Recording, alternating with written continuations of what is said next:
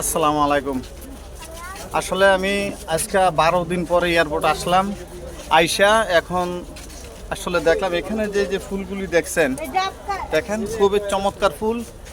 আসলে ভিডিও বানানো খুব সম্ভব না, খুব কঠিন হয়ে গেছে, কারণ জ্বর, চিকুনগুনিয়া সব কিছু দুর্বল করে লেছে আমাদেরকে। তো আসলে আপনারা যেখান থেকে এই ভিডিওটা দেখবেন ইনশাল্লাহ একটা করে ফলো দিবেন, শেয়ার করবেন, কমেন্ট করবেন, জানাবেন। তো আলহামদুলিল্লাহ, আসলে বেশিক্ষণ কথা বলা যাবে না। এই ভাই আসলে খুবই ভালো মনের মানুষ। আমি এর আগে তার কিছু ভিডিও করছিলাম, এই ভিডিওটা আমাকে কমেন্ট করছিলেন আপনারা কোথায় লোকেশনটা, আপনার রেল লাইনের পরে আসলে রাউন্ডার দিয়ে ঘুরতে হয়, সেই জায়গার ভিতরে আগের জায়গায় আছে ওনার এই ফুলগুলি উনি বসা আছে। তো আপনারা যেখান থেকে যে ভিডিওটা দেখবেন ইনশাল্লাহ ফলো করবেন, একটা করে শেয়ার করবেন, কমেন্ট করবেন, জানাবেন।